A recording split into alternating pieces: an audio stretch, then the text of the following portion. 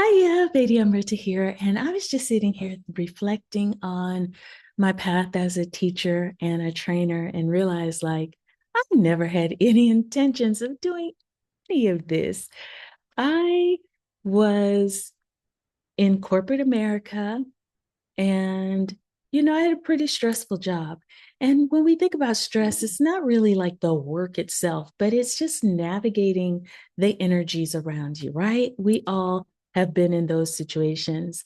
And so I just remember going to my Kundalini Yoga Center at the time that I was, you know, really discovering Kundalini. I had never heard of it before. And of course, I've always been a thick girl, so I never thought that I could do yoga. And I went to class and I started to learn more and more. And I just was feeling so much release in my body. And it was an interesting path. So I wanted to learn more. And I can recall my teacher, I was in his class, and at the end of class, he was remarking um, about Kundalini yoga and how powerful it was, and that there was going to be a teacher training. And and he was just like, who's interested? And all of a sudden my arm just went up like this. I was like, wait a minute, what? And I tried to put it down and it flopped back up. It wasn't even me. I swear to you, it wasn't. And then I recognized, okay, there's something here. There's something about Kundalini yoga that I just wanted to learn more. And so I began my teacher training. It probably wasn't even 3 months after I had started experiencing it. And I thought, well, I'll just go take teacher training and I'll just learn more about the yoga and getting into postures and and doing all of that. And then I realized my first weekend, we had like a little retreat, and my teachers are teaching and they're, going through the concepts because, of course, a training is just much more than the physical postures and the eye focuses and the mudra, but it's theory and it's experiential. And I thought sitting there, I just began to cry.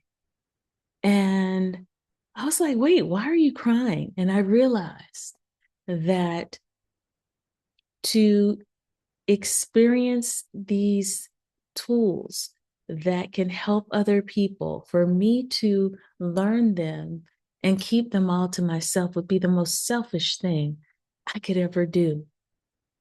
And at that point, I became a teacher because everybody is looking for tools, looking for support and a way to navigate these times that we're in. And Kundalini yoga is the perfect yoga for that. It allows you to connect with your infinite self, like your spirit and your human self come together and unify. And that's probably like one of the most beautiful things that can happen for you. And in that unification, you find grace, you find neutrality, you find more patience, you find more discernment, you find your intuition strengthens, and that you can navigate life in a more graceful and more accommodating way for your true authentic self to shine. And that's what it gave me. It gave me my breath when I was breathless. It gave me my strength when I was just feeling at my lowest, like I couldn't go anymore because the chaos of the world was just taking me, right? It gave me a way to pull myself out of sadness, even when I didn't realize I was sad, right? Um, or out of feeling some kind of way, and I didn't know how to express what I was feeling, but it just wasn't satisfactory, right? And Kundalini yoga gave me that. And so, one of the things I like to share is that I will be hosting, along with Dr. Haridas Kaur, a level 1 teacher training.